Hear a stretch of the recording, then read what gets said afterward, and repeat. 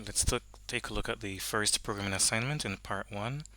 We're going to try to figure out what happens if we leave out quotation marks when we're printing a string, because that's what your name would be. It would be a string data type. So I've left out one of the quotation marks here in this random string here because I'm not trying to give you an actual representation of the assignment. So you'll figure it out on your own by just substituting the word with your actual name. And let's go ahead and just run this to see what error it gives us. So it tells us syntax error, unterminated string literal.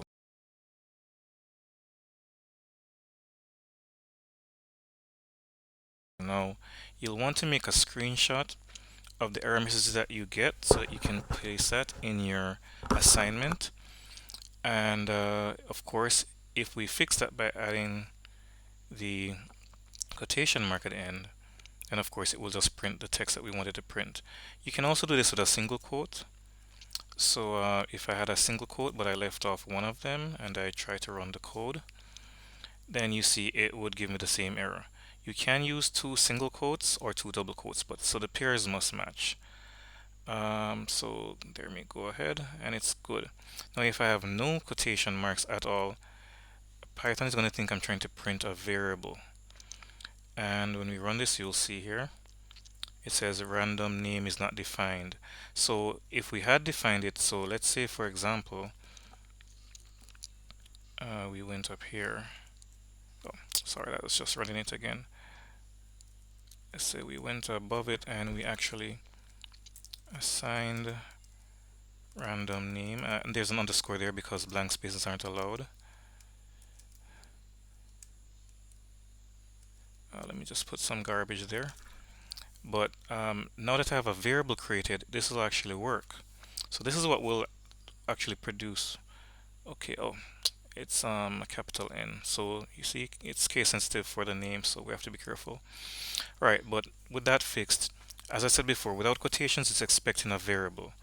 All right, so the important thing for you to know is that you don't print something as a literal string without quotation marks unless it's a variable.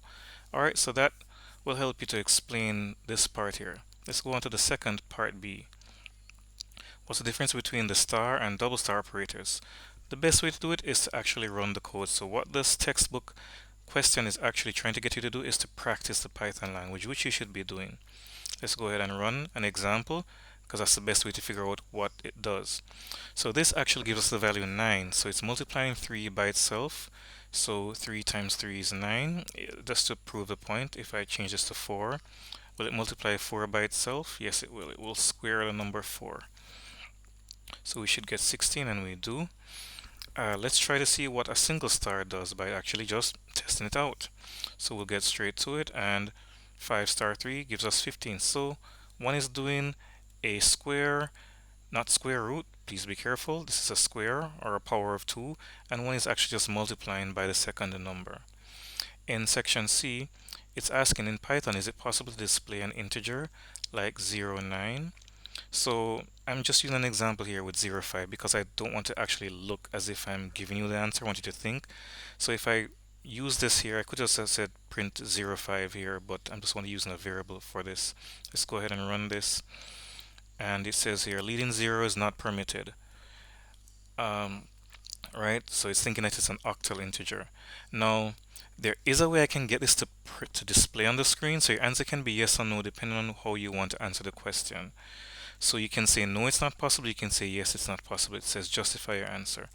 Now if I make this into a string data type, it will display 05. It's just that 05 won't be the actual value as an integer. So you can use that information to figure out, is it possible to display an integer like 09, and then you justify your answer either way, yes or no.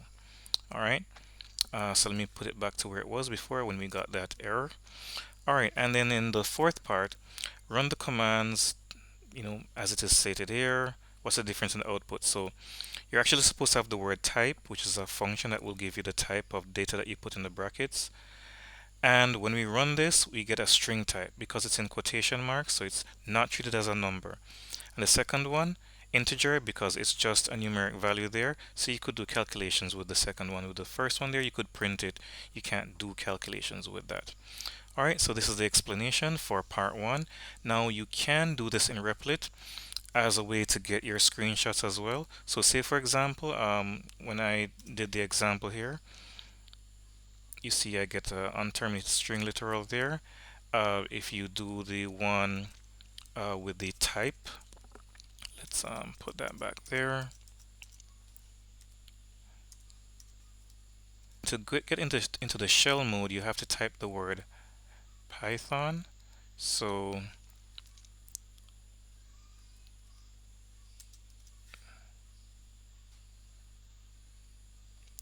let me just adjust the screen a bit.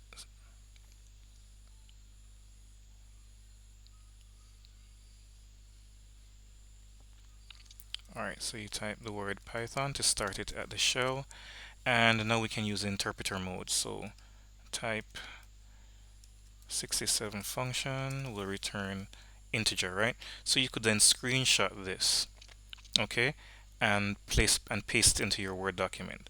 So you can use either Replit if you want, or you can use the Google Colab Jupyter Notebook to do this assignment. All right. All right. So remember when you're doing your Google document that you should include your references at the end. So your reference will be the textbook that is the Think Python text.